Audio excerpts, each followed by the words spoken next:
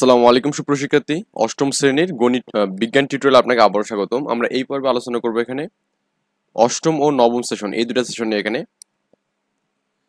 তোমাদের দলের জন্য নির্ধারিত সব পর্বগুলো সম্পর্কে ভালো করে পড়ে নিতে বলছে এবং অন্যান্য পর্বের সঙ্গে তুলনা করে দেখো এই পর্বের প্রাণীরা অন্য দেশ থেকে কেন আলাদা এখানে। ওকে, এবার লটারির মাধ্যমে অন্য যে কোনো একটি পর্ব বেছে নাও, ওই পর্ব নিয়ে কাজ করে এমন দলের সঙ্গে মিলে যৌথভাবে তোমাদের নির্ধারিত দুইটি পর্বের প্রাণীদের বৈশিষ্ট্যগুলোর তুলনামূলক আলোচনা করে উপস্থাপন করতে বলছে এখানে। ওকে, এগুলো আমাদের মানে দলগত কাজের কাজ।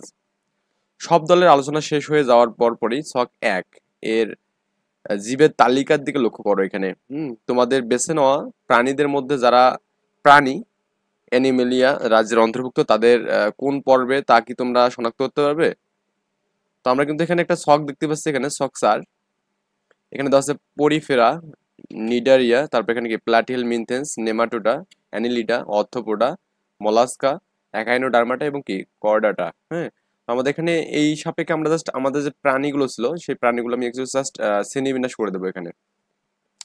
যেমন পরিফেরার মধ্যে আমাদের কি ছিল, এখানে স্পঞ্জ ছিল এখানে, তারপর নিডারিয়ার মধ্যে কি ছিল, হাইড্রা ছিল, কোরাল ছিল, জেলিফিশ ছিল, তারপরে আমাদের এখানে কি সাগর কুসুম ছিল। এগুলো আমাদের ছিল হচ্ছে কার মধ্যে, নিডারিয়ার মধ্যে এখানে। আবার প্লাটিহেল মিনথেন্সের মধ্যে আমাদের ফিতা কৃমি ছিল এবং যকৃৎ কৃমি ছিল এখানে।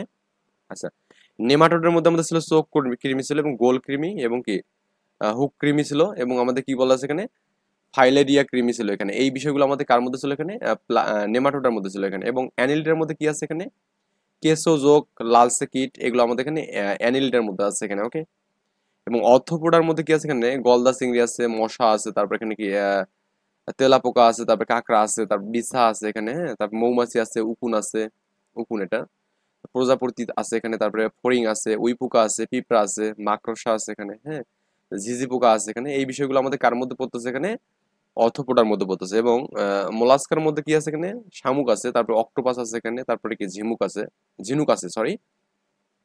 এবং একাইনোডার্মাটার মধ্যে আমাদের যে বিষয়গুলো আছে এখানে দেখুন, আমাদের সমুদ্র তারা আছে, তারপরে কি তারা মাছ আছে এখানে, এটা মাছ দন্ত সব এখানে, সব এখানে সমুদ্র শশা, তারপরে এখানে একাইনো ডারমাটা এখানে। ওকে, আচ্ছা, তারপরে আমাদের কি বলা আছে এখানে, করডাটার মধ্যে কি আছে এখানে দেখি, করডাটার মধ্যে মানুষ আছে, পাখি আছে, বানর আছে, মাছ আছে, তারপরে এখানে কি ব্যাং আছে, গরু আছে, ছাগল আছে। হ্যাঁ, তারপরে হাঁস আছে, মুরগি আছে, তারপরে টিকটিকি আছে, এটা কিন্তু টিকটিকি এখানে। সো হ্যাঁ, তারপরে আমাদের কি বিড়াল আছে, এগুলো হচ্ছে আমাদের কি করডাটার মধ্যে পড়তেছে এখানে।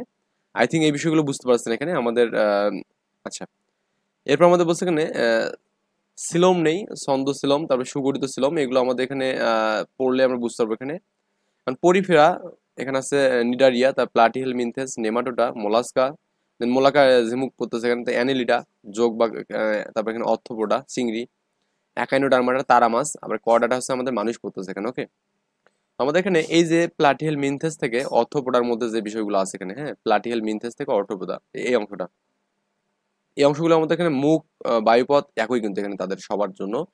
আবার এখানে একাইনোডার্মাটা এবং কি আমাদের কর্ডাটা, এদের মধ্যে আমাদের কি মুখ এবং বায়ুপথ আলাদা এখানে। তার মানে এই প্লাটিহেল মিনথেস থেকে অর্থোপোডার মধ্যে যে প্রাণীগুলো আছে তাদের মুখ যেটা বায়ুপথ মানে একই, মানে আমাদের এখানে দুটো একই জিনিস। আর আমাদের এখানে একাইনোডার্মাটার ক্ষেত্রে আমাদের এখানে মুখ এবং বায়ুপথ আলাদা কিন্তু এখানে। ওকে, আচ্ছা, তারপর এখানে আমাদের এখানে দেখুন আমাদের এই নিডারিয়া এবং হচ্ছে আমাদের এখানে যে এই দুটার যে সম্পর্ক সেটা আমাদের কি এখানে টিস্যু এবং কলার উদ্ভব ঘটে এখানে। এবং সবগুলো মানে বহুকোষী উদ্ভিদ, মানে এগুলো আর কি। অ্যান্ড আমাদের এখানে এককোষী, যাকে এগুলো পড়লে এগুলো আমাদের দেখলে বুঝতে পারবেন এখানে। এখন আমাদের বলছে এখানে দেখুন স্তন্যপায়ী প্রাণী, এটা আমাদের এখানে বিড়াল দিয়েছে, তারপরে পাখি দিয়েছে, তারপরে এখানে সরীসৃপ দিয়েছে এখানে, তারপরে উভয়চর প্রাণী দিয়েছে এখানে, কাঁটাযুক্ত প্রাণী মাছ, হ্যাঁ, কোমলস্থি যুক্ত তিমি দেওয়া আছে এখানে, তারপরে এখানে চোয়াল বিশিষ্ট এখানে। ওকে, এগুলো আমার দেওয়া আছে এখানে। তো এর সময়ের আবির্ভাবটা দিয়েছে এখানে, কত সালে মানে কত বছর আগে এটা হয়েছিল আর কি। সময়ের সাথে বিভিন্ন শ্রেণীর মেরুদণ্ড প্রাণীর উদ্ভব এখানে। তোমাদের তালিকায় সবচেয়ে বেশি এসেছে কোন ধরনের প্রাণী এখানে? তো আমাদের তালিকায় কিন্তু সবচেয়ে বেশি যেটা আমরা পাইছিলাম এখানে দেখুন, এটা পাইছিলাম আমাদের এখানে প্রাণী হচ্ছে কি অর্থপোডা। কারণ অর্থপোডা প্রাণী আমরা সবচেয়ে বেশি পাইছিলাম এখানে। ওকে, তো 10-এর অধিক পাইছিলাম এখানে। তো এটা লিখবেন যে আমাদের তালিকায় সবচেয়ে বেশি এসেছে অর্থপোডা প্রাণী এখানে। আচ্ছা, এটা লিখলে হয়ে যাবে। তোমরা কি জানো পৃথিবীতে আবিষ্কৃত প্রাণী জগতে শতকরা 80 ভাগই কি কীট পতঙ্গ? এটা আমরা জানি কিনা সেটা বলছেন। তোমাদের তালিকাতেও নিশ্চয়ই অনেক কীটপতঙ্গের কথা এসেছে। কীটপতঙ্গের বৈচিত্র্যময় জগৎ এবং পৃথিবীর বাস্তু সংস্থানে এদের ভূমিকা সম্পর্কে অনুসন্ধানী পাঠ থেকে আমাদের জেনে নিতে বলছে এখানে। তো আমরা এটা জেনে নেব এবং আমরা নেক্সট টিউটোরিয়ালে করবো কি, আমাদের এখানে দশম এবং একাদশ সেশন নিয়ে আমরা আলোচনা করবো ইনশাল্লাহ। এই পর্যন্ত ভালো থাকবেন। আল্লাহ হাফেজ। আসসালামু আলাইকুম।